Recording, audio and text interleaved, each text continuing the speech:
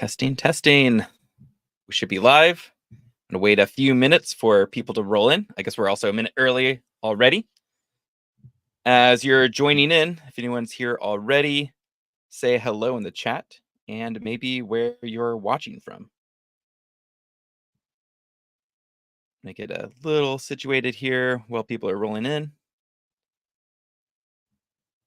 Make sure links are in the right place here.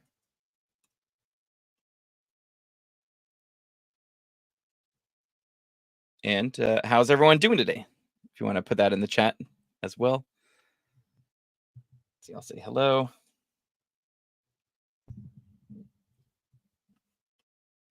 And again, we'll wait a couple minutes before we really get rolling here so people can have a chance to join in. And I'll probably reiterate this stuff again as people are joining in, but we're going to go through some slides today. But then we're also going to go and run a lot of code. So hopefully you want to go ahead and run some code with me today. It's probably way more fun if you follow along than just watch me. And if you want to follow along with everything, there's 2 accounts that you'll need. Is a Union account. It's free to sign up. There's no card required or anything like that. And then a Hugging Face account. And to create the Union account, you will need a GitHub account as well. It can take a few minutes to process your sign up. And if yours doesn't go through, specifically if your GitHub account is like under a month and it doesn't go through, feel free to let me know in the chat, and I think I can get the sign up through. And if you want to follow along, which again, hopefully you do, here is the notebook that we're going to be running through. And I'll share these links again as we get to them. But I know when I join workshops, sometimes I like to kind of poke around at the code as the person is talking, maybe even during the slides. So you're welcome to poke around with that, save it for later as well if you can't run all the code this second. And then also, if you have questions later, if you have questions during the workshop, try to keep them in the chat here. That's where I will see them. Unless you run into some really major errors where you need to share a screenshot or code, then maybe we can go to Slack. But you can join the Slack channel. It's very active. There's well over 4,000 people in there talking about MLOps and ML. And if you have questions about anything we talk about here later, I'm in there. So feel free to just DM me there or ask in the general questions or in the general channel so other people can help answer any questions you have. And I see more people joining in. Again, hello. Say hello in the chat. It's fun for me to see, people are here where you're watching from. Also, if you want to share a little bit about why maybe you're interested in computer vision and object detections or building pipelines, that's always really fun to hear about too in the chat. And fun for you all to probably see like other people that are watching what people are building. And again, we'll wait probably another minute before we get going here. And I know people probably roll in a few minutes after that as well. And they can catch up. Again, we'll be going through some slides and then we'll be going through notebooks. And you'll actually be able to build an object detection model. But not only that, you'll also build a pipeline. So you'll be able to come away with knowledge of building basically a state-of-the-art workflow, workflows where we're gonna build out several tasks where we're going to download a data set, we're going to download a model and pre-trained weights. We're going to fine-tune that model on the data set that we downloaded, and I will also talk a little bit about creating that data set. So I would love it, when you come away from this, that all the steps to go create your own data and train your own computer vision model with a pipeline that's also efficient and reliable.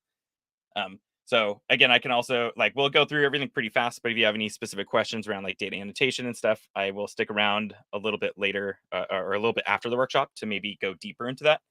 Because we are going to go through things pretty fast. But I hope it gives you enough where you can come back and kind of build everything yourself if you want to, or rerun this again and build your own model on your own data set. And then we're going to verify the data and annotation. So I always like to read in my annotations and data sets before I train a model, or in this case, during the model training. But if I see something going wrong with the model training, I can go look at the data and understand maybe I read in the data incorrectly. I know that's happened to me before. It's probably happened with other people as well. And then we're going to evaluate the model once it's trained. We're going to see how it kind of performs on some data. And then we'll upload that model to a Hugging Face Hub, which is a place to store models and data sets. If you're not familiar with it, it's a very popular tool in the space. And then we're going to download that model that we've stored in the notebook and run our computer vision model locally. In this case, by locally, I mean in a hosted notebook, but we're going to simulate doing it locally. And in fact, the model that we're going to train is a pretty efficient model, and you can actually deploy it on something like a Raspberry Pi. We're going to run inference on a CPU and basically create this video. So again, you should be able to kind of after this workshop, go through all these steps on your own. Again, it might be a little bit of a crash course on some of the stuff, but I'm going to give you kind of all the ideas and how you can go create your own computer vision model with your own data set. So hopefully this will be really fun and people want to follow along. Again, main thing right now that takes a few minutes is sign up for this account, the Union account. Oops. I think I shared something extra on that link. Sign up there, and that's the main thing that if you're not already signed up for, you'll need that to probably follow along here. And again, it could take a few minutes to get onboarded, and let me know if you never get an onboarding email from them in the chat. All right, I'm going to start going through the slides. I know, again, people will probably join in. If they join in, feel free to reshare any of the links if people are looking for them. But also, all the links are in the description below as well. So if you're watching the recording of this and you want to run what you're seeing here, go check out the description, and all these links are also down below. Quick about me. My name is Sage Elliott. I work at Union. I live in Seattle. Does anyone else happen to live in Seattle here? Let me know in the chat. I also run an AI book club that a fair amount of people know me from, that we meet online. We read a new AI book every month. This month, we've been reading How to Build Recommendation Systems with Python and JAX, which has been really fun. Next month, we're reading the Kaggle book. And then in December, we're also reading Building Transformers from Scratch, which will be a really good deep dive into LLMs, I think. And if you want to connect with me on LinkedIn, definitely please do so. I'm pretty active on there. And you can also ask me questions as well there, but I do recommend joining the Slack if you have deeper questions about MLOps and stuff, just so other people can also answer them. A little bit about you. So again, I see more people joining. This is a perfect spot to join in. Say hello in the chat. Put a little bit about yourself. Again, where are you watching from? I think I see 2 people that I think I also recognize the names of watching in Seattle. I know I've met them before. And yeah, what are you working on? If you want to share any details about maybe why you're learning computer vision or interested in ML pipelines, do so. And then again, join the chat Slack, though, if you want to introduce yourself there, a little bit more permanent introduction and a fun community. All right, so overview about what we're going to do today. So again, we're going to go through some concepts on slides just so everyone is kind of on the same page. It's a lot to get through. Like, we're going to go through a lot in about, it might be an hour is what I'm going to try. Might go slightly over. But it's going to be a lot to go through. So again, the concepts might feel a little high level, might feel fast paced, depending on what you've done in the past. That's totally okay. Just feel free to ask questions. I can come back to them later as well.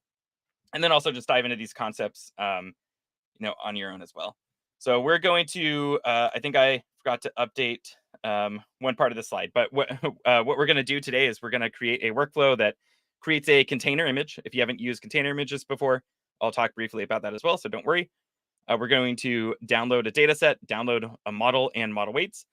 We're going to visualize that data set. We're going to fine tune an object detection model, and then we're going to evaluate that model, and then we're going to save the model to Hugging Face Hub. And then we're going to use that model not to predict sentiment. We're going to use it to perform object detection on a video like you've seen before. So basically, we're going to build this, but you'll have all the steps to bring in your own data. And real quick, what is object detection? So you've probably seen visualizations like this before, where we have this bounding box drawn around objects. In this case, I have 2 objects that my model is trained on, and it's looking at 2 variations of stickers that we have. One is a Union sticker. One is the Flyte sticker, which Flyte is an open source library that a lot of people know us for. And you can see it's doing kind of two different things. It's not just doing classification. Like if you've looked at computer vision before, maybe you started with it, you probably built a classification model if you've done any computer vision, which is where you're predicting something like, is a cat in this image, is a dog in this image, or is it a dog or a cat?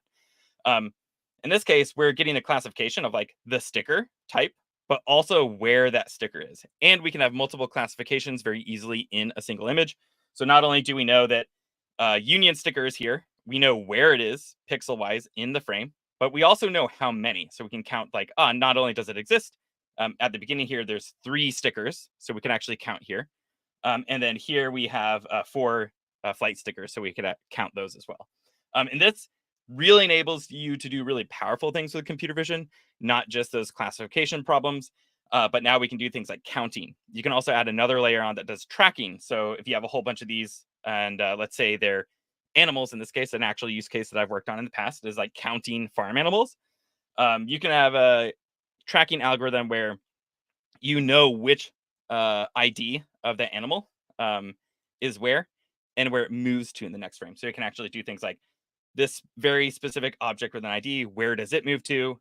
You can also do more things around understanding its location. So like if you're tracking when something gets close to something or a specific part of the frame, or when 2 objects get close together or interact with each other, you can do that with object detection or instant segmentation, which instant segmentation is like object detection, but instead of having a bounding box, you have actually a mask drawn specifically around where that object is. So there's a lot of really cool stuff that object detection and instant segmentation opens up with computer vision.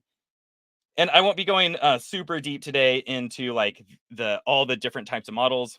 We're going to be using a model called Faster RCNN, which you can read about the original research paper. But implementing it is pretty easy. It's built into PyTorch, which PyTorch is a very popular deep learning library. And there's a PyTorch Vision, which has pre-trained and pre-built models of the popular architectures. It's like faster RCNN models is really popular to for object detection. And there's different types of models that you can choose. There's even different classification backbones for this faster RCNN that you can choose. And choosing those really depends on like what's going to give you the best accuracy for your data set. Also, where do you need to deploy the model? So actually the model we're going to use today, the faster RCNN with a MobileNet backend, and MobileNet's a lighter weight classification layer. You can actually deploy on very lightweight devices. So we'll talk about that more later. But actually, when we run our object detection model on a video, we're just going to use a CPU today, not a GPU. After training, we'll use a GPU for training it, but just for running inference, you can run it on a CPU. So again, you could deploy this model that we're going to train today on something like a Raspberry Pi. You'll get maybe somewhat low frame rate. But when I did it last on a Raspberry Pi 5 out of the box without a lot of optimizations, I got like 4 frames per second, which is pretty usable. Someone said, what happens if 2 stickers are partially overlapping? Would it recognize and put a box around each one? I think we'll actually see this in action a little bit more. So this is a great segue into talking about data annotation, actually, though. So how I built this data set, I use a tool called Label Studio, but there's a whole bunch of other annotation tools you can use. Label Studio is free, open source. It's a pretty easy way to get started with data annotation. They also have an enterprise version through Human Signal, which is the parent company, with a lot of other features. There's also one called CVAT, Label Box. I know there's a ton more. Those are, I think, the 3 most popular ones I always hear about and that I've used in the past. Some of them have really cool features as well, like for labeling. You're basically drawing bounding boxes around those objects that you're trying to detect in the image. In our case, for object detection, that's how you label for it. And so if they're overlapping, but you can still have part of the stickers visible, like this one's not overlapping very much, but you can imagine that the sticker is a little bit more under it. You're usually still going to want to draw the bounding box around, at least like if it was all the way under and not exposed on the other side, you might draw the bounding box just around this part that's exposed and not where it would be under the body. But if it is exposed on the other side, you would draw the bounding box around it. And you want to have a whole bunch of different variations of how the data is going to look. You also want to have variations of backgrounds if you think the background is going to change. So in this case, we just have this wooden desk. But if I thought that we might be running this model in a different area with like a darker color desk or something, I would want to have that variation here in here as well. You also want to have variations of other objects that might show up. So even if we just train this with just these two classes on these stickers in this case, but then maybe a pen comes into frame and the pen is different than the background, and it might think it's one of these stickers because it's never seen it before. So you have to kind of do a good job of telling the model what objects you're looking for, but also have variations of other objects often in those frames that you're basically telling the model, I'm not looking for these objects. So having a lot of variations and proper labels. And so if you were labeling this and your bounding box is like way too big, it wouldn't do a good job of learning like exactly what you're looking for. So you really want to have these bounding boxes tight around the object.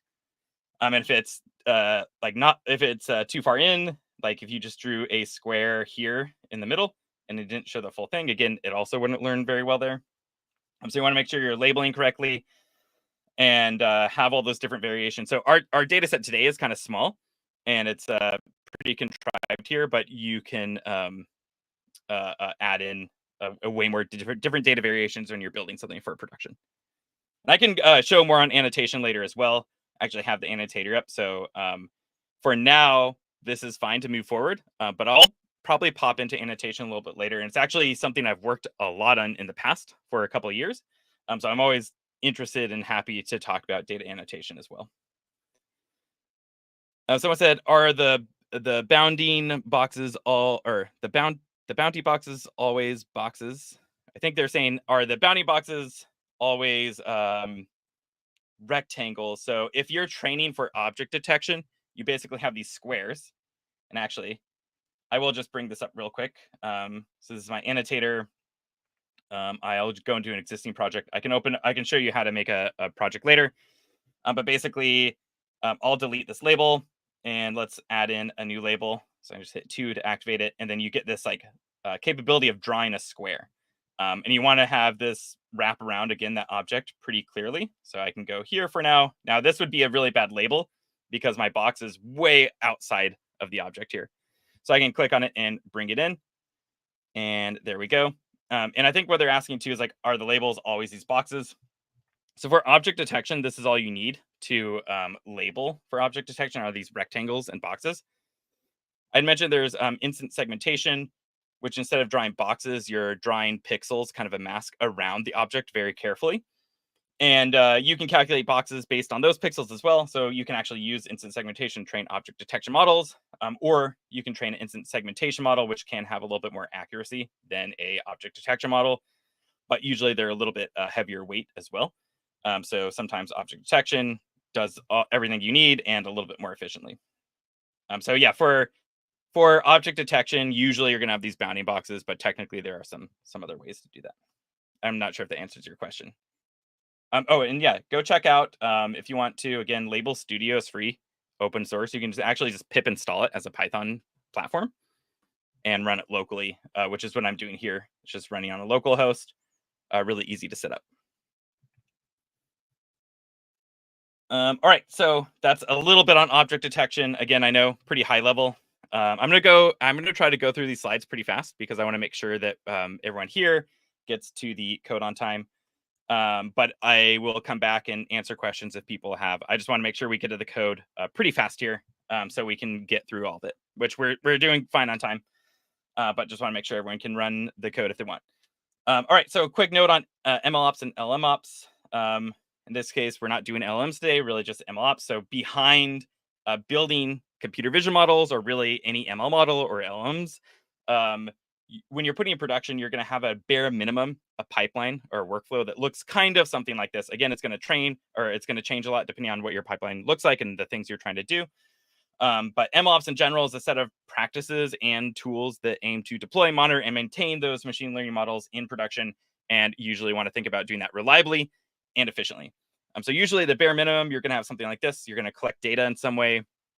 You're probably going to annotate the data like we just saw. You're going to train a model. You want to evaluate that model, make sure that it's performing as you would expect on data it's never seen before. Then you're going to ship or deploy your model. And again, that can really look very different depending on what you're doing. It can go to edge devices, go to a cloud endpoint, etc. Once that model's in production, you usually want to monitor it in some way where you're making sure that it's performing as expected. Or if the data changes a lot, so like you kind of know the variation of data that your model is trained on, and you can monitor to see, is new data changing a lot versus the training data. That's a good indicator that your model is probably not going to be performing as well on it. So you want to go make sure that it is or that it isn't, and then you usually want to take that new variation of data, annotate it, retrain a model or train a new model with that new data, and then basically you're just using that as this like improvement life cycle where you're kind of rerunning this whole thing in production. And usually there's a lot more to pipelines, like more processing data, prompt management with LMs, vector DBs, guardrails, A/B testing, and shadow deployment. But at a bare minimum, you're kind of building pipeline that looks something like this usually. There's a lot of tools that help you do this. So now getting started doing all those different steps, there's so many people in the industry that are like really working on very specific problems. And it kind of makes it way easier now as an ML engineer or AI engineer to build a whole pipeline like by yourself or with a small team. There's a lot of great tools that help you do that.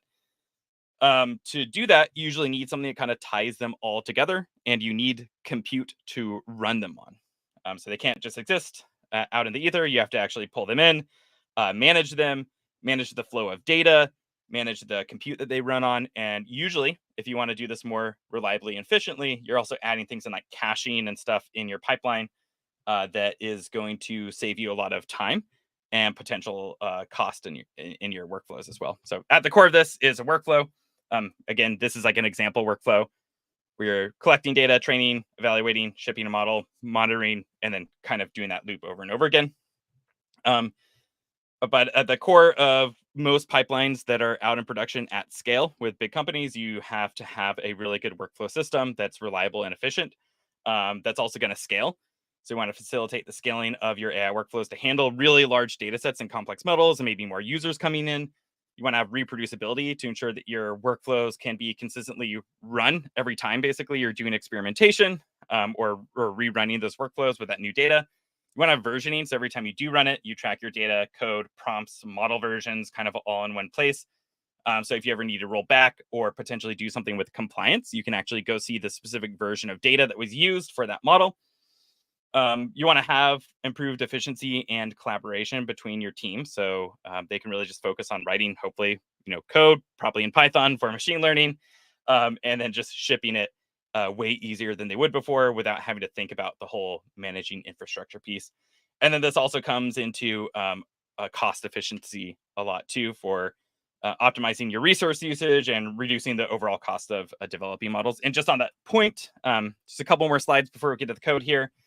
So we'll just optimize a couple of things to think about when you're kind of building your workflows that I've seen really, really help a lot of people and usually save a lot of money and or time on teams is optimize your workflow for utilizing local compute and cloud compute. Usually, a lot of people want to do cloud. You could also just do local, but if you're choosing one where you want to run large workflows on like AWS or GCP, etc., you also want to have a workflow tool that you can utilize local computing resources where you can build it locally before running a job on containers that takes a while to spin up. And then you have to go find the error code. So what I like to do is usually build my pipelines locally with small models. And then when I'm doing a larger training run or something, then I'll kick that off into the production cloud. And it saves me a lot of time kind of troubleshooting. Leverage caching in the pipeline. This sounds pretty obvious and definitely should be a feature you're looking for when choosing like a workflow tool. So caching capabilities speed up the development cycle a lot by reducing kind of those redundant computations. So like we're going to build a workflow today that pulls down a data set and pulls down a model. In this case, this example is like it gets a data set, it pre-processes data, and then you train a model. Every time you run this workflow, if you're experimenting with like hyperparameters, you probably don't want to re-pull down the data set and pre-process the data in this case. The data set could be very large. So like we work a lot with self-driving car customers, and you can imagine those data sets are very, very big with lots of images and different variations of data that can be pretty costly in terms of time to like pull down every time.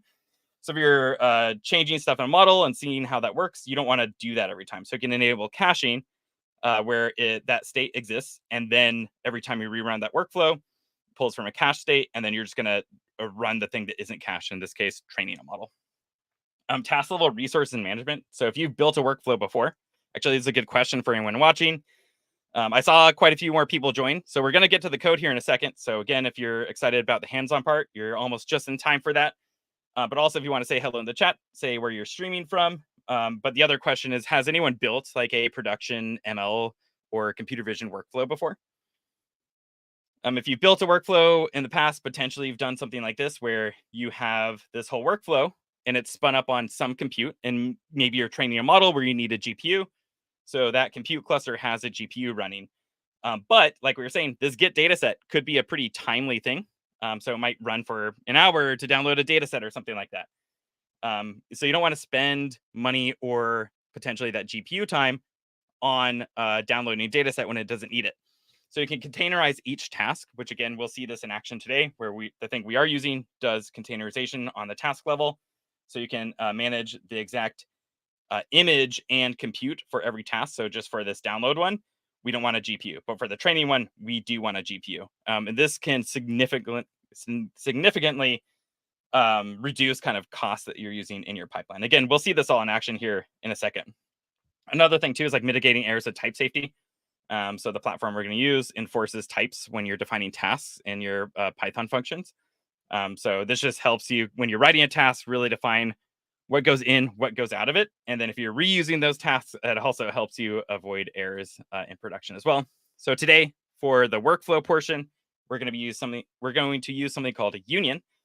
Specifically, it's going to be a serverless version of Union that it makes it really easy for you to write code and just run it on compute. And I'll just quickly note it's in beta. So if you do see anything a little bit wonky, let me know. And hopefully you don't, though. It's been really stable and really fun to use. But just let me know. And just a warning that it is in beta. So potentially, there could be an error or something that you're going to see there. It's built on top of Flyte, which is the open source library I kind of mentioned earlier. So if you want to implement those things I just talked about and kind of what we're going to do today in the open source, you can. And it has a declarative infrastructure where we're going to declare the compute that we want to run on right in our Python code. It has versioning built in, caching, type safety, incredibly flexible in terms of just bringing your own models and Python libraries in. Also has a pretty vast plugin ecosystem. Has checkpointing. It's scalable. It's built on top of Kubernetes. So if you've never used Kubernetes before, it's a way of orchestrating containers that spin up on compute. So you can kind of, depending on your compute cluster, infinitely scale up in that compute cluster. And then has a great user interface and a Python API. And for saving and versioning models, like I mentioned earlier, we're going to use Hugging Face. Also, it has artifacts in Union as well.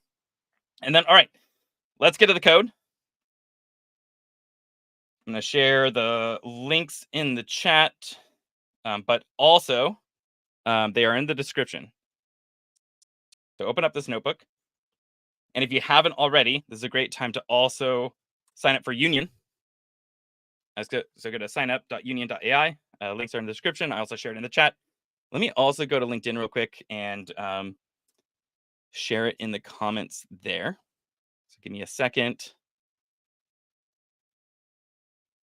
Let me get over there.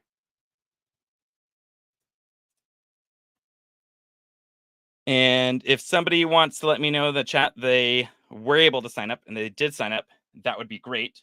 And again, I saw a chunk of people join.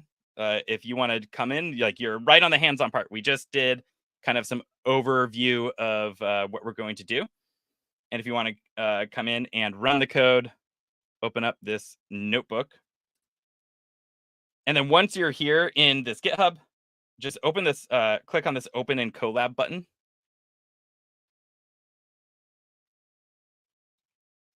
And I'll zoom in. And then I recommend, you don't have to do this, but I do recommend saving a copy in your drive. That way you can edit any code or variables here and have your own copy that's just saved in that state. And then you can always just come back to this copy if you want to fork it again. So don't worry about breaking anything, but just hit save a copy in drive if you want, which I totally recommend. And then you'll have your own copy, and then you should be able to run everything. The first code cell we're going to want to run is this. So we're just going to pip install a couple of libraries, including Union here. So go ahead and run this, hit that play button. You can also run code cells by hitting Shift-Enter, which you'll probably see me doing a lot. So if it doesn't look like I'm hitting that button, that's what I'm doing. And then also, if you didn't sign up already, links are up here. Once you've signed up, you can go to this serverless.union.ai. Once you've already signed up, and you'll have a interface that kind of looks like this, but you won't have any runs in there yet, but that'll change soon. And then also, the other thing, if you want to fully follow along, also create a Hugging Face account. If you don't do this step, you'll be able to run most of the workflow, and you'll still be able to run a computer vision model on a video, because I'll have a pre-trained one you can grab. But I'll recommend that you create a Hugging Face account, and that way you can actually go through all the steps, and you'll have built a pipeline that saves a version model and everything. So I recommend that as well. And once you do that, again, it should only take a minute. You can sign up with like a Google account, etc. And once that happens, also, I think you need to verify your email before you can create an access token, which is something we're going to have to do. But I'll come back to the access token here in a little bit. But just mentioning that if it's grayed out when we get to it, I think it's because you have to verify your email before they allow. All right. Timothy said he signed up.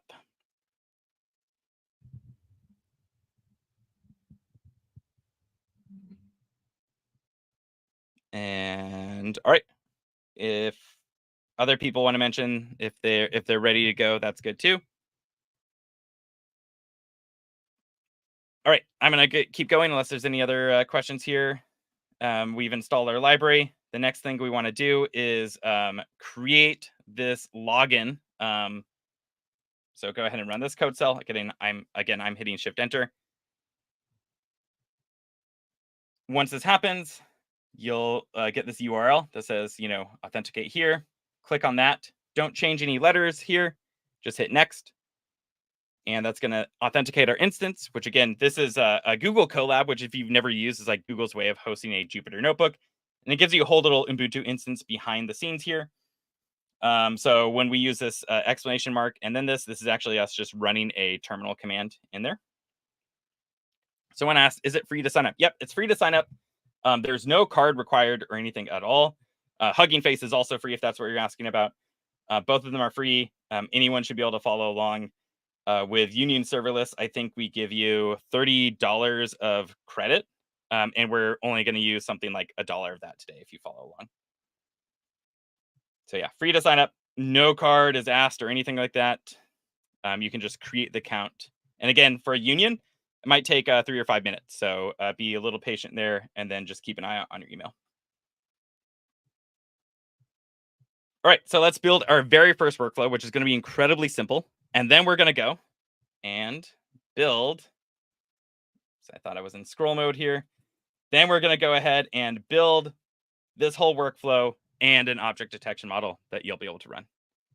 So our first workflow here is us getting familiar with a couple of the core things in Union or Flyte. And also just noting this this write file thing. This is actually a thing of Jupyter Notebooks where we can say write file, give it a path name. In this case, simple workflow.py is what I'm saying there. And when we run this, it's going to create a Python file with this code underneath it. So with Flyte and Union, we're going to create a .py file, a Python file, and then we're going to run a workflow from that Python file. We have two things, tasks and workflows. So when we build a pipeline, which I'll open mine up real quick just to illustrate it. You won't have this yet, so oops. Let me go to our pipeline that we're going to build. Again, we have all these nodes, our download data set, download model, train model, evaluate model, upload model, and verify. Each one of these is a task. And then the workflow is all these tasks defined together. And we define the data, how it flows through it, the order of operations that these run in. And then like I'd mentioned, if you're here at the beginning or here for the slides a little bit ago, each task, we can define the compute that that it runs on and container. So like we'll say for this downloading data set, we don't need a GPU. We just need some CPU to download data. For this training model, we need a GPU. For this evaluate model, we need a GPU. Then we'll also visualize like those predictions that we can do in something called a flight deck, where basically in every single task that we're going to build, we can embed data, really anything that you can put in HTML, then can be versioned and live in a task, which is really cool as well. So if you ever want to go look and see model performance, or you can have a whole like report here on your data, you can embed that in each task. So each of these is a task, and the whole thing together is a workflow. If we go back to this very simple one, we're just creating one single task. This is basically the simplest workflow we could build.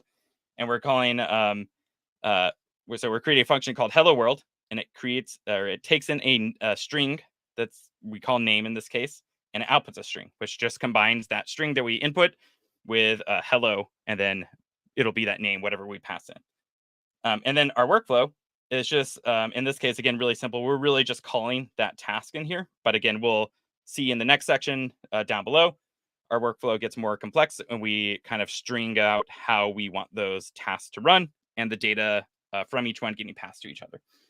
So here, let's go ahead and run this. Again, like I mentioned, we can run our workflows locally, unlike some other workflow kind of tools. So here we ran this locally. It just says we pass in this name. So first we're calling from that simple workflow.py main, which is the name of our workflow. And then we're passing in a variable here called Flyte, which is just a string.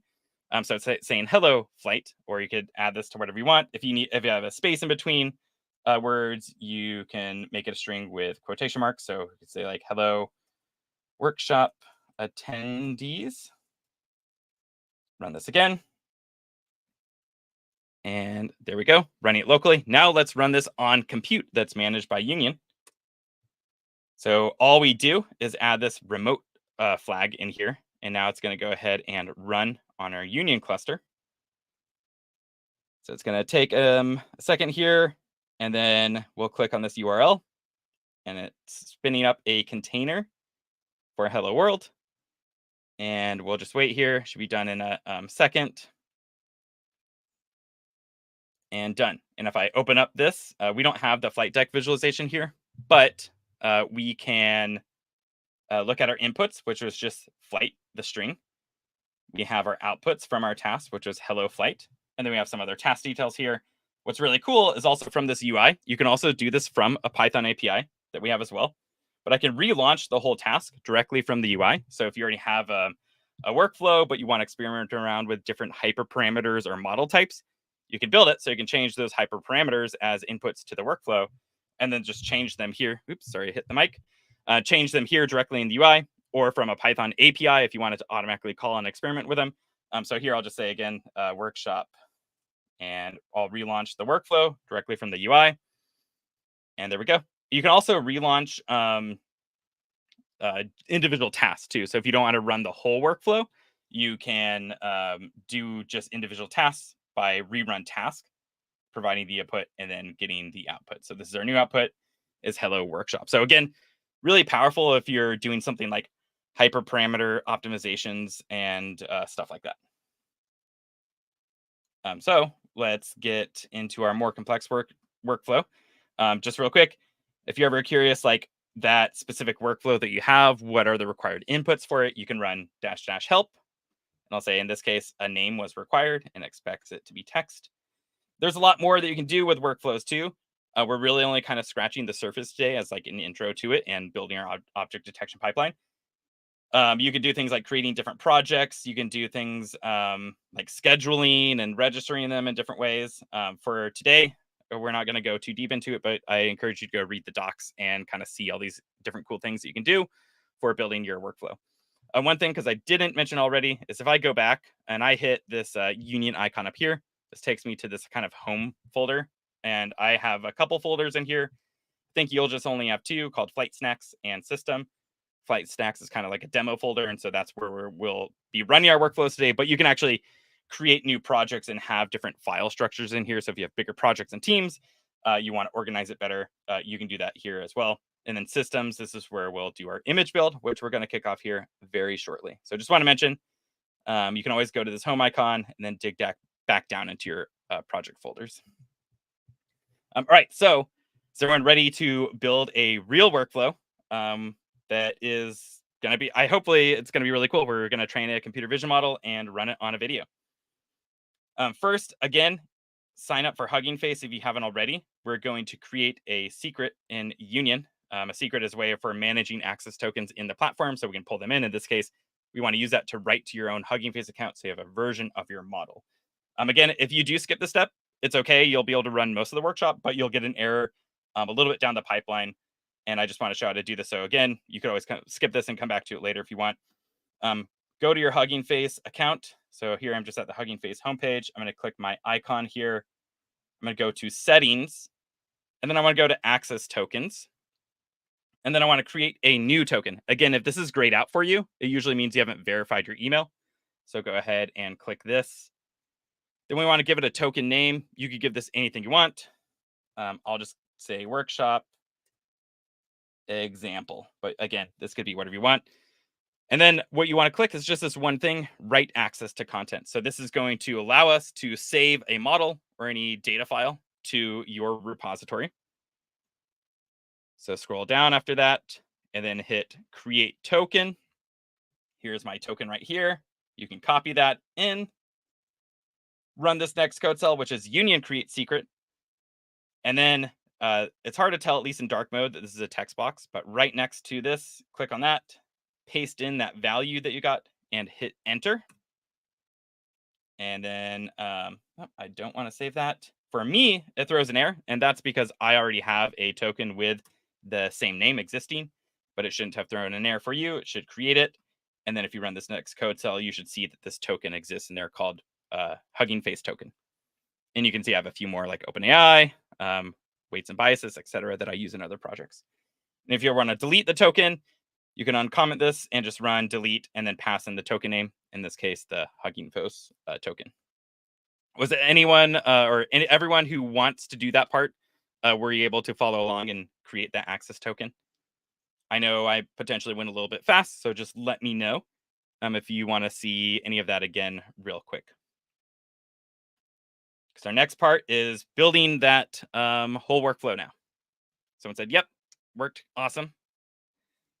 All right, so I'm going to keep going. But again, if you want me to come back to stuff, let me know. I just want to make sure that we're going to get through most of this code or all of it. I think we're doing pretty good enough time so far. You'll be surprised. Training a whole model and stuff actually isn't going to take that long today. First off, there's a whole bunch of code here in this next code cell. And you can see it's writing a Python file again. So I'm creating a file called workflow.py. I am going to walk through all this code, but what I want you to do first is go ahead and hit play on this. Scroll down. Again, there's a lot of code here. Mainly, there's so much code because we're working with bounding boxes and we have to loop through them to write them and visualize them. So don't worry. It looks a little scarier than it is, maybe. And also just noting that in Flyte or in Union, you don't have to write it all in one workflow file. I'm doing that because it's kind of easier for the workshop today. I would actually break this out into Python modules and import them into like a workflow file. So you don't have to write all your code in one place. Just want to make that clear. You can break this out exactly how you would like to. So do that. And then what we want to do is run this next code cell because especially if it's your first time running this workflow, it's going to build a container image. And we'll see how it does that here in a second. But one, if you know your Hugging Face username, go ahead and put it here. If you didn't make an account or you don't know it off the top of your head, that's okay. You can still run this exactly as this code cell is. You'll just get an error later in the pipeline, like I mentioned, and you can rerun it, no problem. But I'm going to put my name in here, which is Sage Codes, which is my Hugging Face username. So again, replace this with whatever yours is, and then run this. And the main thing is this is going to take a few minutes to run, one, to build the container image, but also to run the workflow. So as this is working, I'm going to go through and talk through the code. And then by the time we get back down here, we should be like your workflow will actually probably be completely even done by that time. So run this. Someone said, is the username part case sensitive? I actually don't know for Hugging Face. Good question. I would assume it's not, but potentially it is. I've never tried a Hugging Face name with like caps or anything. But my guess is no. But let me know. You're going to find out probably in a little bit. Again, it's okay if it's the wrong one for this first run. You can come back and change it. So it's not going to really break anything permanently. You'll just see part of your workflow is going to fail later. That's totally okay. You can rerun it. Part of the making a workflow is making it really easy to rerun.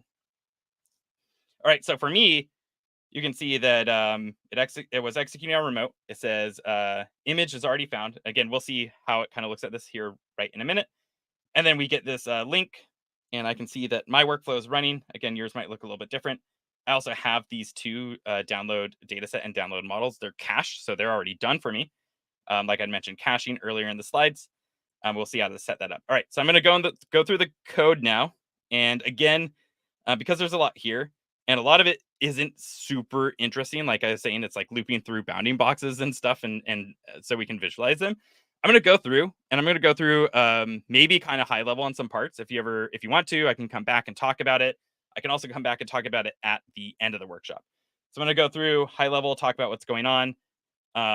Feel free to dive deeper into this code later and then ask me questions. But just for the sake of time, I might go through fairly quickly just to set expectations.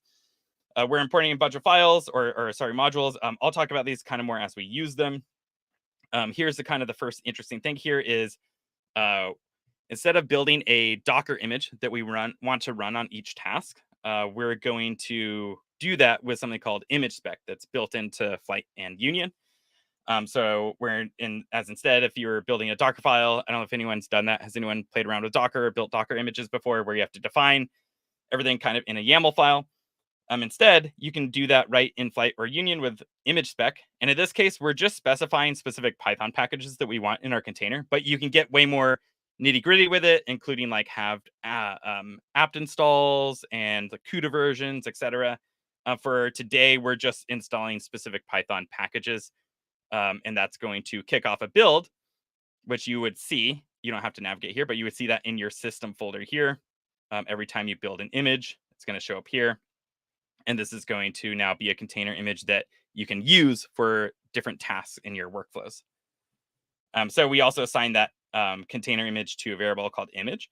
And then today, we're just using one image for all of our tasks. But you could have different images per task and then assign those. And we'll see how to assign those to a task here in a second. First, we're creating some helper functions outside of our task that we can call. One is to convert images to base64, so we can embed them in HTML directly, and that allows us to get out the image build folder. That allows us to create the really cool visualizations like I showed. Oops, keep clicking on the wrong thing.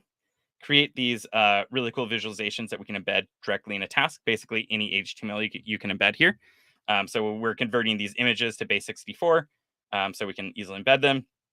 And then we have a collate function, which is a way of just really zipping our data set together. And then we're creating a dataset data loader function. So there's a thing in PyTorch called data loader, and it allows you to define how data gets loaded in per batch when you're training deep learning models. Here, by default, we're just saying it's going to shuffle them is equal to true. Batch size is 2. And then you can do transforms too. We're not really doing anything crazy here. But one thing actually on kind of talking about data set for deep learning is you can do things called transforms where when it reads in this image, it kind of distorts it in a way and it allows you to have more variations than actually in your data set. We're not really doing that today, but it's something that you can add in. And then we're giving it the path to annotation file. Again, this gets passed in. We're reading a data set in a COCO format. So COCO format is a really popular object detection model format. So when you use one of your data annotation tools and you want to export it, you select COCO format, and that's built into most annotation tools because there's some other different formats as well. But it's really just a way of organizing the JSON that comes out of your model into a specific thing. We can actually kind of see what that looks like a little bit later as well. And then we're using the data loader basically to look at all those images and annotations and pull them into our model as we're training it. Again, I'll go through high level right now just so that we can get through all this code. And then we are downloading the Hugging Face dataset. This is the actual first task in our pipeline that we're defining. So we see we have a at task decorator that we saw before in our simple one. We have a couple things that we're passing in this time, though, because before we just said task. We actually want to specify an image that it's going to run on. We want to enable a few other things like the flight deck and caching. And then we're requesting the infrastructure that we want this task to run on. So here we're just saying we want CPUs and 2 gigabytes of memories. Caching is enabled, and this is a cache version. So every time I run this, by default, it's going to look at the version of the cache and pull in that version of that data, because in my case, I don't want to download the data set every time. Then we have this function, which is, again, you're basically just writing Python functions and then adding decorators on top of them to create tasks or workflows. Our function here is download Hugging Face dataset.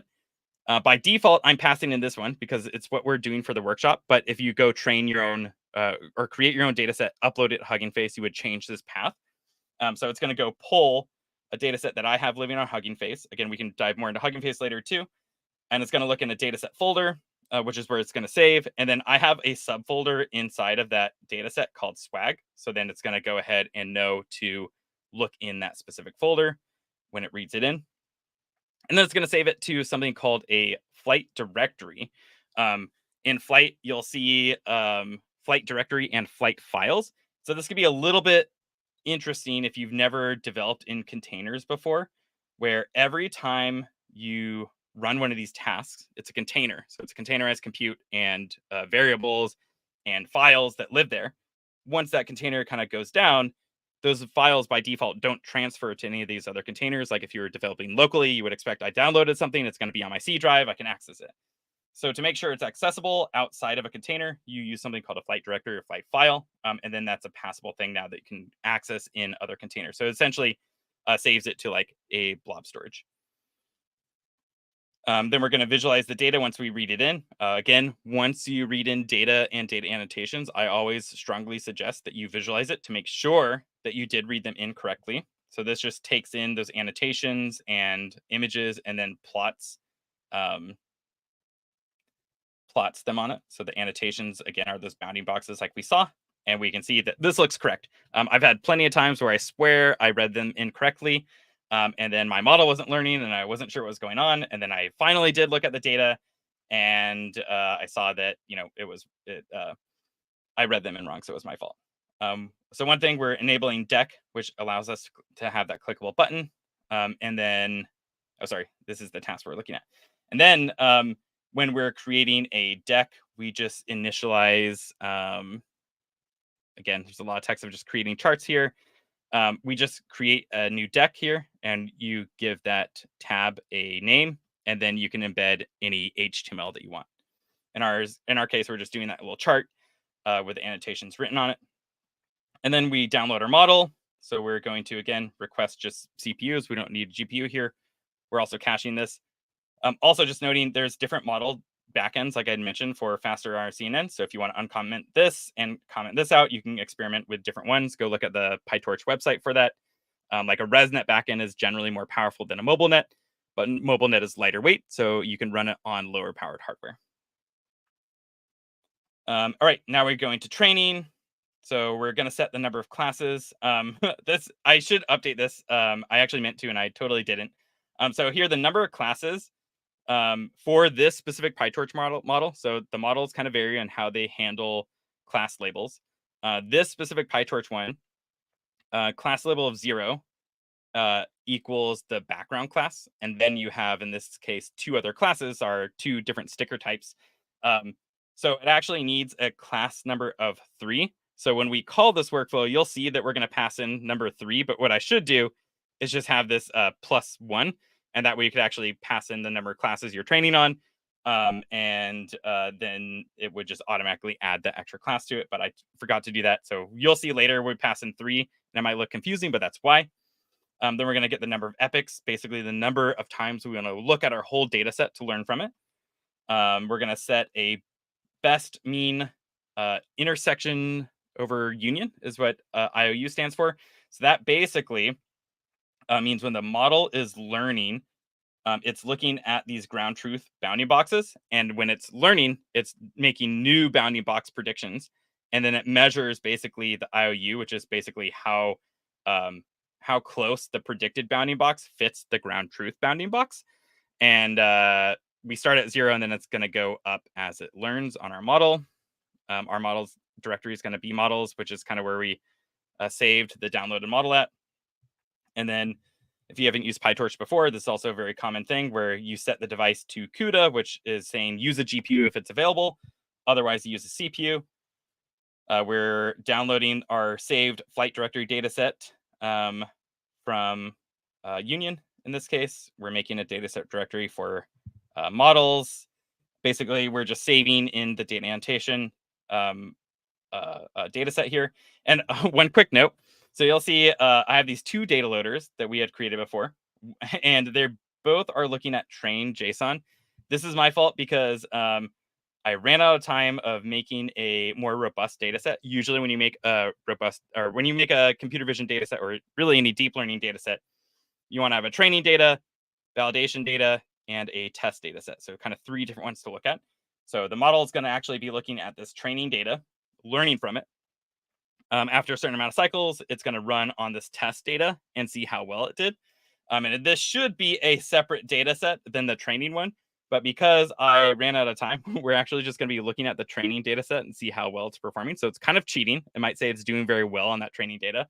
But that's okay for this workshop. It's going to be fine. And we can still run it on a video that's never seen before. So we'll actually see how it behaves on kind of a new data set anyway. But just noting that typically you're going to want to have those three data sets. And then there's one other area using that train data set in the validation task. We just want to switch those out. And maybe by next week, I'll have a larger data set anyway and have those examples in here. And then here where we read in our model, one thing we want to do, though, is basically we can look at what this model looks like a little bit later. We have this whole model architecture, and what we're doing is really just slicing off the tip of it, where I think by default, the fast RCNN model can predict something like 91 classes or 100. Are we saying we don't want those 100 classes anymore? We just want our 2 classes. And so we're kind of lopping off kind of the prediction output layer and then just having a 2 there instead of 100. We're passing in hyperparameters. Again, you can make these parameters that you can pass in the workflow. They're not here in this case, but when we talk about like relaunching a task or a workflow from the UI, you can add these all in. So if you want to play around with those, you can. Again, these just kind of affect how the model learns. We have a function for filtering correct boxes. I think I was working with a data set that had some wrong, invalid data and was throwing it off. So I'm actually making sure that, boxes are drawn in correctly. Then we're evaluating the model. We have another task that does this, and I'll go deeper in there. Basically, again, we're just going to look at every certain amount of cycles, how our model performs, and calculate the mean IOU and accuracy of our model as it's going. And then basically for each epoch in the range of number of epochs that we're going to pass in, it's going to train on that data. It's going to read it in. I'm going to get the bounding boxes and the labels and learn from it. And again, we're going through pretty high level here, just a little bit more code. Then we'll go through the workflow and actually be able to run it, run the model. Then we have our evaluate task, which is running the model on images. Again, you see me pass that train in JSON. This should be your test data set.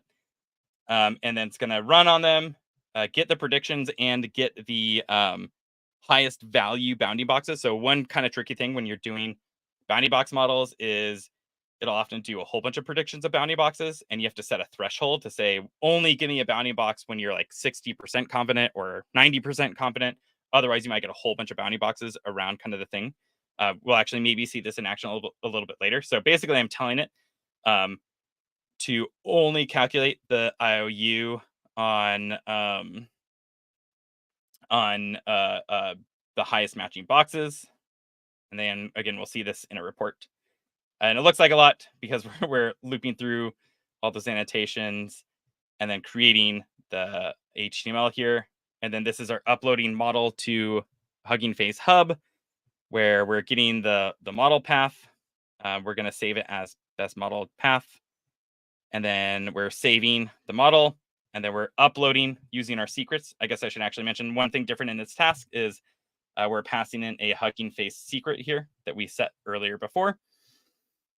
And then we're just saying, for that file, we're going to pass in the model path. We're going to give it the same name in the repo, but you can name it something else.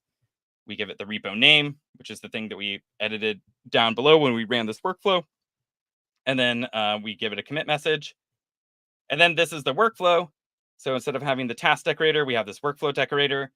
And then this is all kind of the tasks that we defined above, but saying like, we're going to get this variable out of downloaded data set. That variable is going to be used in this verified data annotation task. And this really sets the flow of data and tasks between each other. So again, you should have run this if you were here right before I started walking through the code.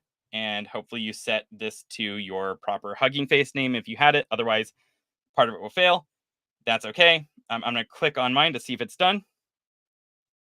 And if you notice, we set this to train on 20 epochs of our data set. So it's really just looking at our data set 20 times.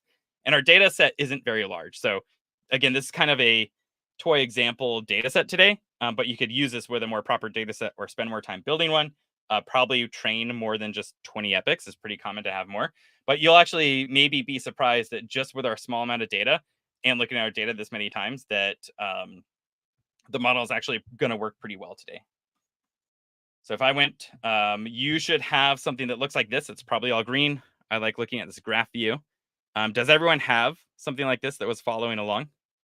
I see somebody posted they had an error.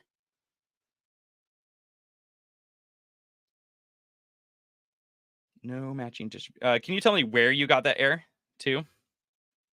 Often with the errors come from, at least come from like not running a previous code cell. But I'm not saying that is for sure what's going on. And if you can let me know where you see that error, like, is it in the platform here? Is it in Google Colab? Does anyone else see an error? Did this work for anyone else?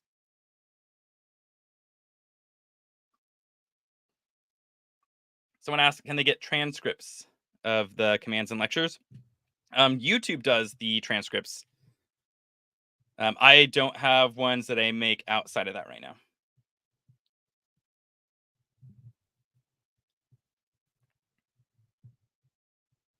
Cody said he did not get the error. Awesome, great. Good to know. I mean, it's not awesome that you're getting an error, Walter, but good to know that it worked for someone else. Same with Zachariah. Awesome. All right, so you have this workflow. I'd already poked around on it a little bit, but feel free to do this on your own. So if you want to look at the kind of fun ones to look at are probably this verified data set and evaluate model right now. One thing I should also add later is a flight deck here that visualizes kind of the accuracy and IOU as the model's learning, like you've probably seen before if you use ML, like the trend of loss going down and accuracy going up. I did not do that there, but I should do that next time. But for now, it's kind of fun to look at your flight deck. This is the data that you can verify was read incorrectly. And then if we go to our evaluate model, we can open up flight deck.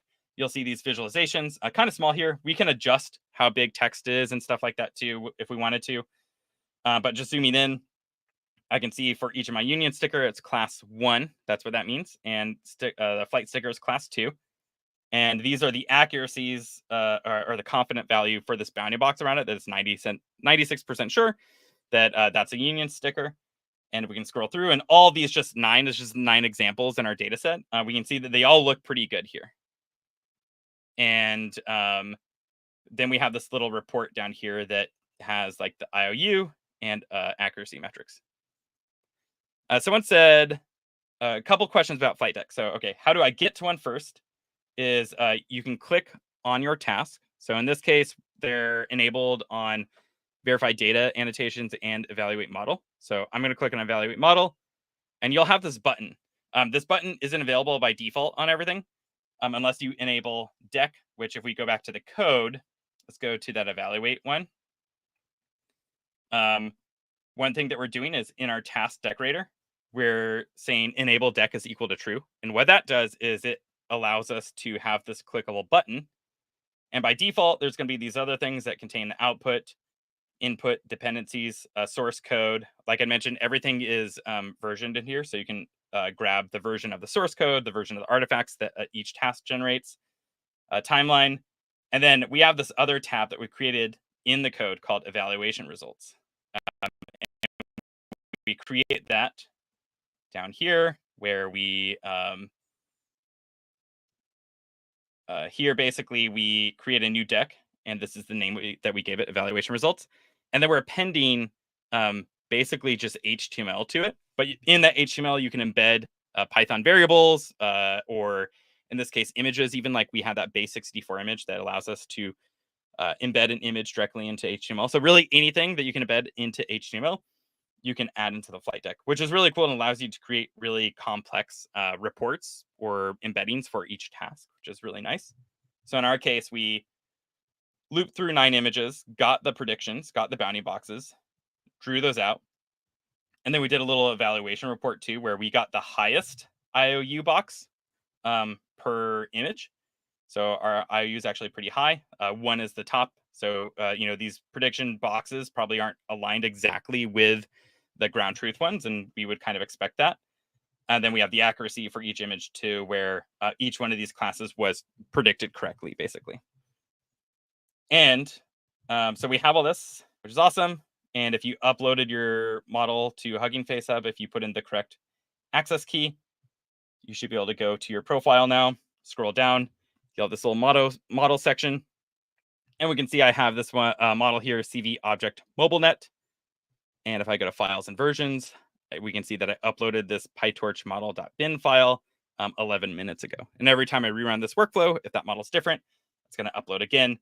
And so now I have snapshot versions that I can go to different commits, basically go back in history and get different versions, just like you could with GitHub. All right, so again, I can come back and answer other questions around Flyte decks and stuff, but I'm going to go through the last few code cells here in the notebook. We're going to go ahead and import some libraries to use right in our notebook now. What we're going to do is download that version of the model that we created from Hugging Face to our notebook environment, and then run it.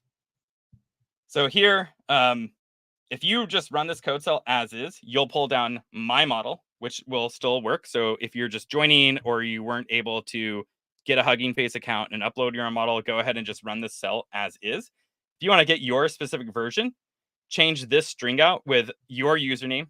And then if you just ran the notebook and didn't change it, it should be the same name here. So it should be CV Object MobileNet. But really, this is just your username and the repo ID. So if I went here, I can see that this is, Sage codes and my user ID. I don't need this tree/main. So I'm going to go ahead and run this. And what it's doing is you actually shouldn't need to grant access tokens, but if you have a local access token for Hugging Face, you can do that. Like if it's a private repo where you have private models or data sets, you would need to set that. In our case, it's a public one, so it should be fine. So I just go ahead and hit ignore on it. So we're going to download that model. We're going to assign it to this variable model file here. And then we're going to initialize a model. Again, this we're initializing a PyTorch model. It doesn't have our weights in it yet. Basically, these are our model weights. So we're really downloading model weights. We're initializing the same model that we trained on. So if you did change this out to ResNet or a different classification backend, you would want to have the very same one here. Otherwise, you'll get an error when you try to load in these new weights. It'll say it doesn't match. So we're initializing the same model that we had before. This time we're saying pre-trained is false. Before we said pre-trained is true. I think I skipped over this. When you say pre-trained is true, it automatically downloads model weights from, I'm blanking on the big data set name, but it has pre-trained models on a large data set that kind of understands objects pretty well. And then we're fine tuning it. So we didn't start from scratch. We basically use something called transfer learning, where it's already trained on how to recognize all these other objects. We pass in new objects, even if it's never seen them before. But using transfer learning makes it really easy, where you just need a few examples, and usually does pretty good at learning what these new examples are, because it already has context for like how to recognize edges and other shapes. Again, we have number of classes are 3, even though it's 2, because I forgot to just make this where it adds a +1. Because again, background counts as 1 class for this specific model type. Again, not all models are going to be like this. So if you change different models out, you might have 2 here instead of 3. Basically, again, we're just lopping off that classification layer, and then now we're going to load in our weights to it, which is here. So we run this, and you should get something that looks like this. This is an output of actually the whole model architecture built in PyTorch. So if you're interested, like how many convolutional neural networks there are, or parts there are in this, and how everything is done, you can look at this. And like I mentioned, we basically chop off this part of the neural network and replace it with output features is equal to 3. And the bounding box output features is 4 because it's 3 times 4, which is 4 at, corners to a box. And then let's go ahead just for this case. I have a video file stored in the same data set. So again, you would want to bring in whatever data you want to run the model on. Just for the workshop, it made it easier to have it in one repo. So we're going to download the Hugging Face repo that we trained our data on, but just so we can use images from there and a video that also lives in there that we didn't use for training to run our model on. So go ahead and run this. And that just creates the function, run the function below. This downloads the Hugging Face data set. Should just take a second. It's not very big. And then here, I'll go ahead and run this and talk through it too. So we're creating a label map, which is saying class of 1 is equal to union sticker, class of 2 is equal to flight sticker. That way we can assign text to those numerical values that we get from predictions. Again, we're looking for a GPU. And by the way, on Colab notebooks, you don't have to do this right now, but you can change runtime type and actually use GPUs. We don't need to do that today because our model's lightweight enough where it's only going to take a minute to run our video just on the CPUs available, which is great. And then we're getting a specific font. So you can change like font sizes and font styles that we're going to draw out. We're creating a function called draw boxes. And this really just allows us to really get specific with colors and size of our boxes and filling of them. So usually when you do like an object detection model thing, you'll just come away with like those red squares like we saw. But maybe they don't have different colors for class, or they don't look as cool. So I really like to make really cool looking visuals. And you can use this draw box function as a starting point to really tinker with it and change text size and change position of the text in the box until you want to pop out and have another box around it. You can do all that kind of in here pretty easily. For our test image here, before we run our video, we'll go ahead and select one of the images that we just downloaded. And we'll open that image up. And then we're just going to run predictions on that single image and plot out the use that Dropbox function, and then just save that image. So now we have a saved image. And if you hit this little folder icon, this shows all the files that are in here. So we actually have our workflow.py that we had made before, and you should have this output image.jpg now. You can double click on that. And looks kind of small here, but we can see we have predictions on our image. And in this case, right, it's predicted 2 bounding boxes on here. And this is where the thing where I talked about thresholds, like you can select a threshold where you say, only draw a bounding box or count it as a detection if you're like 60% confident. And in fact, we actually have that threshold here. So you can adjust this and play with it of what works best for your predictions. This just takes a little bit of tinkering. So we only trained our model again on a very small data set. It's something like 20 images. And then we only looked at it 20 times. So it's not going to be incredible on different variations. And again, it's different than the video file. So the video file is filmed on the same surface, but it is different than all the images it was trained on. So here we'll see how it does. But maybe you'd want to up this to say, only draw a prediction when you're 70% confident that that's a detection. Right now, we're just doing it 60. Let's see how it does. I'll go ahead and run this. It takes only about a minute to run on CPUs. And what this is going to do is generate a video file. So it's going to read in a video file from our data set that we had downloaded. It's going to use that draw function. And what we're going to do is use OpenCV to basically cut that video into frames. And for every frame, we're going to do exactly what we did before, which is just draw those visualizations with that drawbox function on each frame. And then we're going to basically write that out to a video.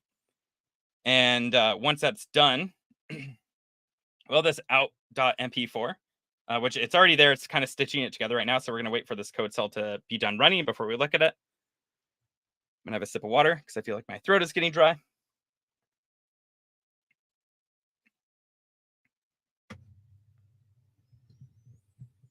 Let's see, it's running 50 seconds. I think it should be done about 10 or 20 more seconds probably. And we'll have a cool video with an object detection model running on it. which, by the way, is really fun to share out, like on LinkedIn, for example. Like especially if you're job searching or just want to show stuff that you're building, people love computer vision models because they look awesome. So you could share this out today, but if you want to, again, build your own data set, go through all the things we talked about, build your own data set. Like, it's really powerful, and people really like computer vision models. All right, so mine is done, and I'm going to just double click on this out.mp4, and it's going to download it. So it's downloaded. I'm going to open that up, and we can see I have this video file. I'll make it full screen, and I'm going to go ahead and run it. And we can see it's actually doing pretty good for a very small data set, and just looking at it for a couple of times, which is really cool. You can kind of pause it and see the confidence scores. You'll notice that, like, this union isn't detected yet. The one in the upper left-hand corner, in our training data set, I don't think we had many examples where not the full sticker was in there. That could be something like that. Also, talking about variations, I might not have had many, if any, variations of the union sticker in this direction. So maybe it's always used to looking at it laying down like this. And so when it sees it in this position, it's less familiar with it. Like, you can see the confidence score on that one is way less than the other ones. That's actually probably a reason why. The confidence scores on the Flyte stickers are all really high. Also, they might stand out more from the background, like the union color might be more similar to the background. And so it just does a better job of, like, picking out the Flyte stickers. Potentially we had more variations or more examples of the Flyte stickers. I don't know if that's true. I don't think that's true in the data set that I made, but it's definitely picking up on them better. But it does pretty good job on the union ones. Again, just for this toy data set and model that we only trained for like a minute, right, on like 20 epochs. So this is really a really cool result that we got. And you could go through everything that we just did with your own data set. You can upload your own data set to Hugging Face, and then download it and run the whole workflow that we just did. And you went from end to end, basically, especially if you annotate your own data, you went end to end of creating a data set, creating a production grade workflow that has all those things like caching and all these things that people are really looking for now, as more and more people are adopting ML models and putting them in production. Kind of everyone is looking for stuff like this. So you have some experience with it now. And if you've never done it before, like, congratulations, you've built your own workflow. And not only is it just a simple workflow, it's actually pretty complex and has a lot of the state of the art features that people want in MLOps pipelines today. And then you also trained your own model and ran an object detection model. And then, yeah, go through and play around with annotations. One thing I should quickly note, too, I think, for Label Studio, by default, the annotation file, you can actually pull it up here, I think. I don't know why it isn't loading. The annotation file, by default, has the classes as like 0 and 1. But because we had mentioned this specific PyTorch model that we use today, the class 0 is reserved for the background. So you just need to make sure that the annotation file doesn't have a class 0. So there's a couple ways you could do this, is directly change the JSON file, which is what I did here. But you could also create a function in your Python code that automatically adjusts that class as well. So if you go down, let's see. I think I changed this. Oh, maybe it was in a different one. I'll have to double check. Anyway, just noting that I think there's a category, not the category ID, but some other place where you might have to change this 0 to a 2. I'll have to double check. Maybe I read in the wrong data set here. Anyway, just noting if you run into issues later, that's probably why. Actually, a good question. Was everyone able to run this and get those predictions? Because maybe I even gave you a wrong data set that wasn't updated, and maybe you don't have one of the classes in here, potentially, and that might be why.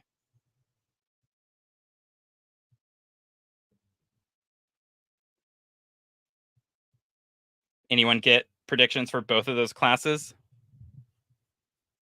And maybe mine didn't get messed up because I read in a cached version of the data set. I'm not sure if anyone actually had that issue, but now I'm thinking. Someone said they got similar output. Okay, cool. Yeah, I'll just have to double check if I pulled the right one down here, or maybe I ended up. Oh, you know what? I might have even changed the version of the PyTorch model where maybe it doesn't look at 0, but it still needed an extra class. I'll have to double check that. Anyway, noting some of the PyTorch models or some of the object detection models will have a separate class for backgrounds, and I'll have to double check and make sure because I was playing around with different ones. Maybe when I changed it, it didn't need that anymore, and so maybe it doesn't even need the 3 classes. I'll experiment with that and see if that was a older thing I kept in from a different model. Also, I think most Cocoa formats should have this, but occasionally, again, too, instead of saying like B box here in the annotations, it might say box. And so in the code, when you're parsing through it, there's a couple of sections where, like, when you're plotting things out or reading things in, you're looking specifically for bbox and objects, but otherwise you would change that to whatever's in your annotation file, basically. So just noting, it's a little few things for annotation tools. Like, they all try to, like, if you're doing a Cocoa format, they should all be pretty similar, but occasionally there's some slight differences. Or if you can't export to a Cocoa format, but it's very similar, you can still read it in with a different function. So just noting that here as you're, if you're diving into doing like your own custom annotations. There's also a section here we're not going to run, but if you wanted to take a look at it, like running this on a live video feed, you can look at this code, download it, and either run it on your computer. It should open up your webcam, or on a Raspberry Pi. Sometimes you'll have to change some different variables to get it work with your specific camera. Otherwise, keep learning. And I strongly suggest labeling your own data set, uploading it to Hugging Face. Maybe try a more robust model backend, try a different model type, deploy a model maybe on a Raspberry Pi if you have one laying around, optimize the model for more speed, deploy the model somewhere else on like a Hugging Face base or something that you can like send to people and have them upload an image or access their webcam and do predictions on them. And there's a lot more resources. So this is at the end of the notebook that you can go grab and check out later. A lot more in the Union documentation, Hugging Face, PyTorch, and Label Studio. And then messed up the link there, but definitely strongly encourage everyone to also join the Slack community and ask questions there, especially like if you have any questions about this workshop or stuff you saw later as you're building your own on your own data and models. Ask questions there, and there's a lot of people that can help out. Otherwise, that's kind of the end of the workshop. I hope that people enjoyed it and that you had fun. Let me know in the chat if you did, if this was pretty interesting, pretty cool. If there are certain parts you thought were the most interesting. Maybe if you'd be interested even in like a longer format one that goes more into annotation or something like that, let me know in the chat, and I'll be sticking around answering some questions. And yeah, so if you have any questions, put in the chat, but also any comments. It's fun to hear about like what people thought. Was it interesting? What parts were interesting? Do you feel more confident that you could build like a MLOps pipeline now, or that you could do object detection or computer vision? Let me know in the chat. Someone said, can I go through again how and where caching is implemented in this workflow? Great question. So caching, you might not have noticed it if you just ran this workflow once. If you rerun this workflow, like from the UI or kick it off again from the notebook, like I'll go ahead and hit relaunch here, and I'm just going to keep everything the same. I'll launch again, and these are all my tasks. And we'll notice as this spins up that this download dataset and download model are going to be green very quickly as soon as basically the task is running, because they're reading from cache. And I can even see in the UI hovering over them, the output for this execution was read from cache. If I go into the notebook where our code is, and I go back to this long workflow section, and I go look at the first 2 tasks, we have this download dataset, and where I enable caching is all in this task decorator. So basically you add these task decorators around tasks and workflows, and you declare your infrastructure in there, which is really cool. You're just writing Python code, but it gives you control over everything here, like your infrastructure. You don't really have to think about it too much directly in the code. So we're enabling cache here. We're saying cache is equal to true, and then we give it a cache version. And so you can actually cache this again. I could up this or go to a different number that I didn't use before. and it would create a new version of the cache, or I could roll this back to another cache version. It would read in the previous cache. And so this allows you to kind of quickly go through versions, or like I mostly use it to cache a version of a data set. And then if I have a new version later, I'll up this cache and I'll pull that down and save it, and then just reread it every time. And I think, I forget if I kind of skipped over it, but we talked about the defining resources here, like in each task. Here's one for training the model where we're saying we want CPUs, 8 gigabytes of memory, and then we want 1 GPU. What's really cool too is in the UI, I can go look at, let me go to the task that's already run. I can go to that task, train model, and I can click this button that's view utilization. And it'll actually tell me how much of the resources that I defined it used. This is really powerful too, because I'm guilty of this sometimes, is I might set the compute that I want for a task. Like maybe I was like, I want 8 CPUs and 12 or like, I don't know, 20 gigabytes of memories and 1 GPU or 2 GPUs. But then if I go look at the utilization, even for the stuff we had there, because we're running it mostly on a GPU, we're not really using many of these other resources. So we are using, 2 CPUs, so that's fine. But our memory, we could allocate less memory. We could go to 4 gigabytes while it's reading in the data, and that's actually plenty for our data set today. So you can actually see like this orange bar is the amount that we allocated per task and that we're basically using or paying for. This purple is one actually that we're actually using. So again, in our case today, it's not very expensive. It's not that much higher, but you could be like, set this and then just, oh, it's been working. So I never go look at my utilization, and I've just always been paying for like way excess of compute than I needed. You can go look at this dashboard and then just like tone that down, which can, again, potentially save you a lot of costs as well, depending on what you've been doing. And Cody said, this is cool because we feed a video as opposed to images.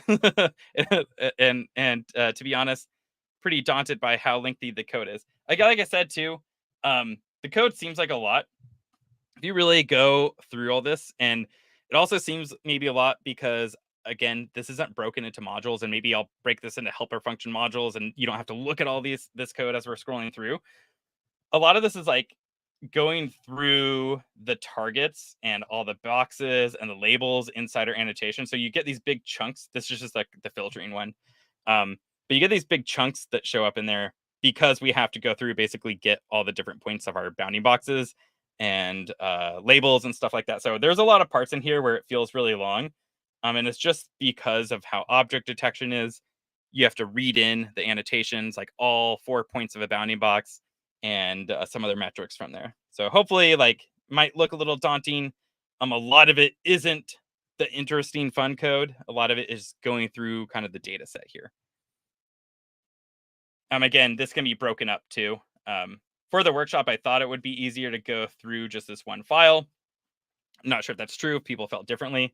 But yeah, you could break this into modules, which is what I actually would do, building this for production, and then create like a workflow file where you're reading those modules and set those tasks and workflows with the decorators.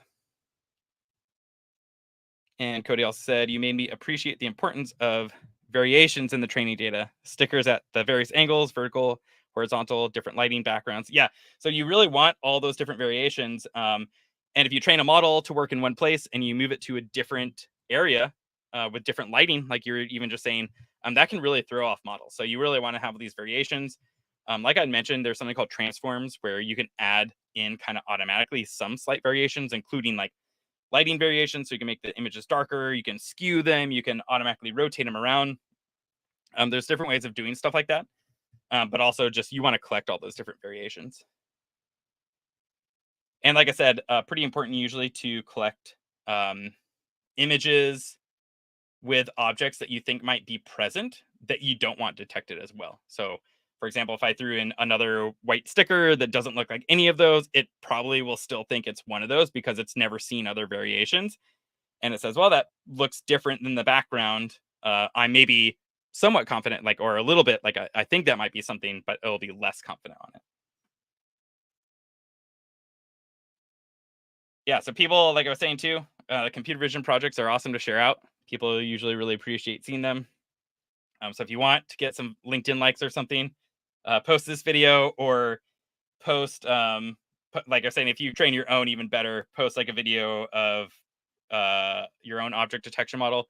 Most people have a lot of pictures of their pets if you have a pet. So that's a good data set that you could bring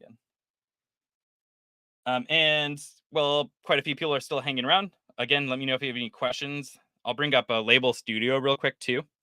So you go to projects, you can create a new project, give it a project name, description if you want. With annotation, so again, this is a pretty basic one that doesn't have a ton of features in here. It's good enough for like small data sets, like for your hobby thing, totally fine. And I think there's maybe other stuff in the open source, but you'll saw like there's features in an enterprise version. And you'll see that with a lot of annotation tools where they have features where like you can even bring in a computer vision model that can help you label. They can have smart bounding boxes where it tries to automatically apply labels into it, and then you just kind of edit them instead, which can save you a ton of time. Like I've used annotations tools before that were like paid versions that are more complex that I didn't want to show today because I want to show something you could just grab and use for free.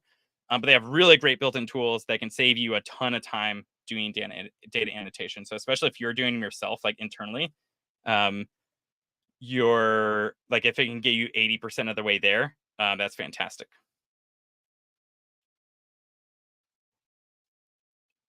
What else was I gonna mention? I feel like I had something I was gonna say in here. Oh, someone said the example of running a model in a video feed that does not work in Colab. Yeah, and actually, well, I don't know if I run this locally and it tries to access my camera. I'm not sure if I'll break the stream. Maybe we'll try it at the end. But I'll go to the code real quick right now, and I could try to run it locally. I don't have a union sticker on me right now anyway, so it probably wouldn't do a detection. But let me scroll down. So we have this code cell here that is example of running model on video feed. Does not work in Colab because you can't access like your webcam feed from Colab by default. There might be some tricky way of doing it. I'm not quite sure. This is very similar to actually just what we did where we downloaded the model before, and then we initialize the same model, set the number of classes we wanted in it, lopped off the classification head, gave it the things, and then we're just loading in the model just like we did before. We set a model to a model eval, which is when we want to run predictions on it, not train it. See if there is a CUDA device available, otherwise run on the CPU. And then we just have this function that processes a frame. It's going to grab a frame from OpenCV.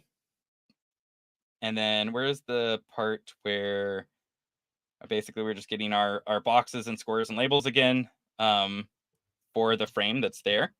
And then we have this simple drawing thing. I don't think this does the full drawing. And I think actually I was running this on a Raspberry Pi, so I want it to be as minimal as possible. So this is just a simple bounding box around the objects. And then here's the part where we actually run on a video feed, where we have this thing inside OpenCV called video capture. Sometimes you have to change this number around. So by 0 by default is usually your computer's webcam. And then you can say like 1, 2 for like different USB ports. Also quickly noting on some of the more later versions of the Raspberry Pi OS, this is somewhat broken, and you can go use another library called PyCamera. So look at that if you're running this on a Raspberry Pi. But this can run on your computer and open up a webcam.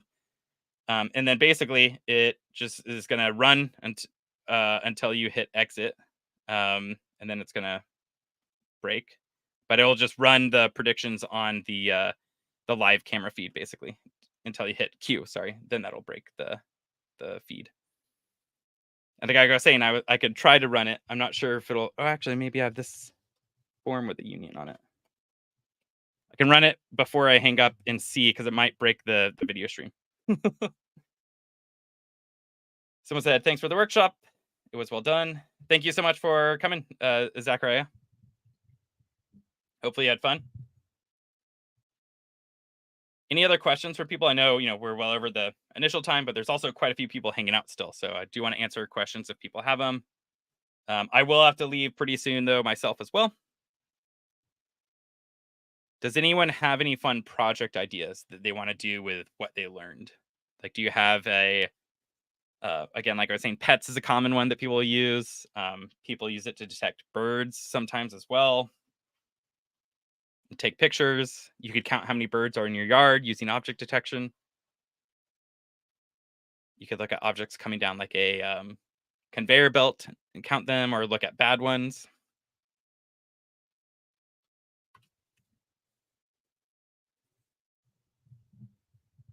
Cool. If there's no more questions, I'll wrap up the stream here. But first, I will see real quick.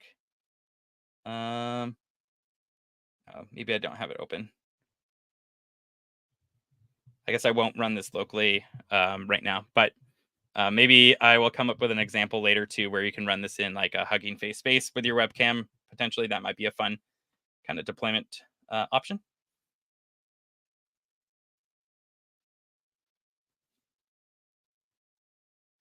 Timothy said they want to watch interactions with sales product on tables. Yeah, that's actually using something like instant segmentation or object detection is good for that. Like instant segmentation, you can actually get a little bit more detailed, I guess, on like an arm coming out. Object detection might work for that too. Just a hand interacting with something on a table, you can totally do that.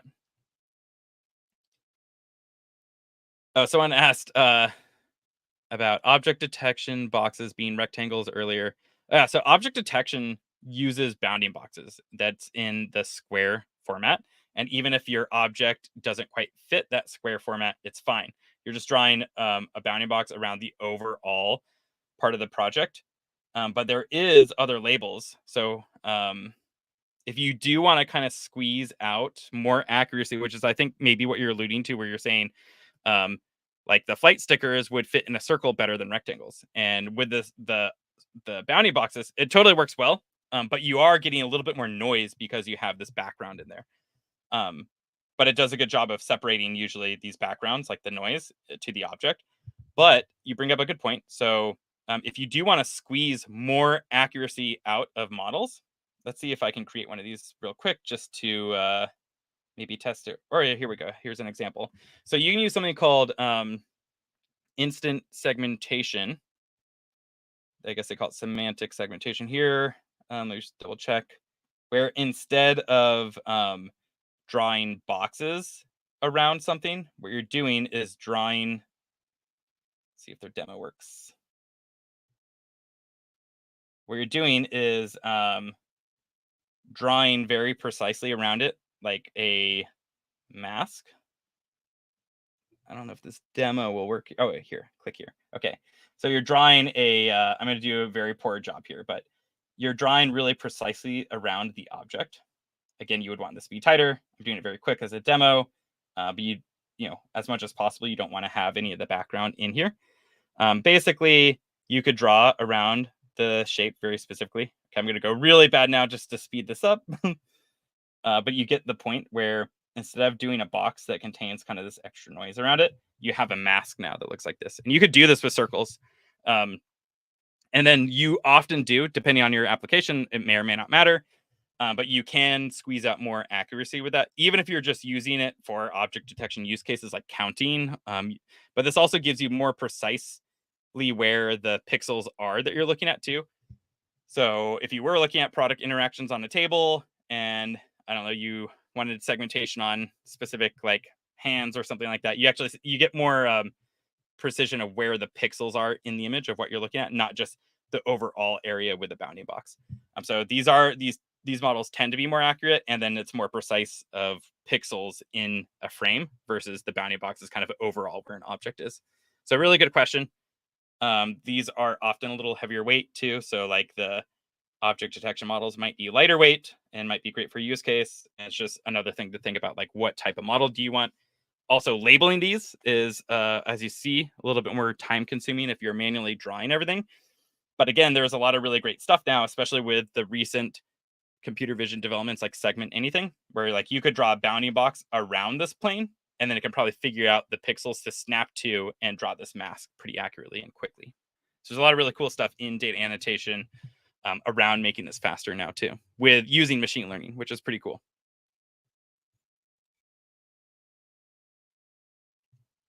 Yeah, it's a good question though.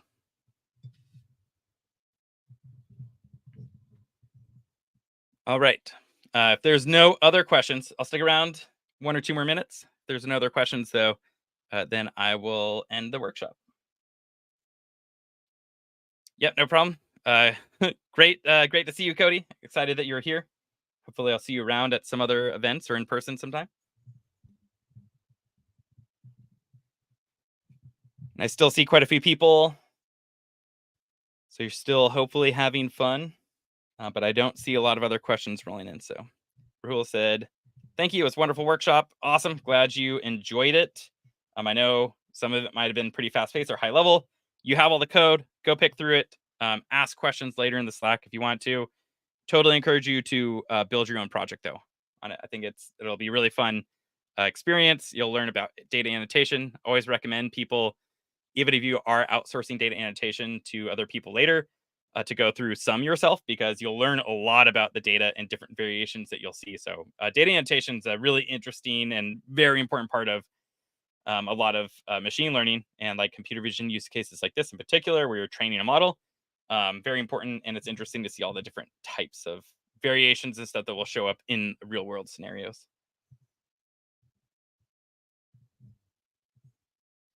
All right, I'm going to wrap up the stream. Thank you again, everyone. Thank you for all the great questions. This was really fun. Hopefully you had fun too, and hopefully I will talk to some of you all later or next time. Have a good day, everyone.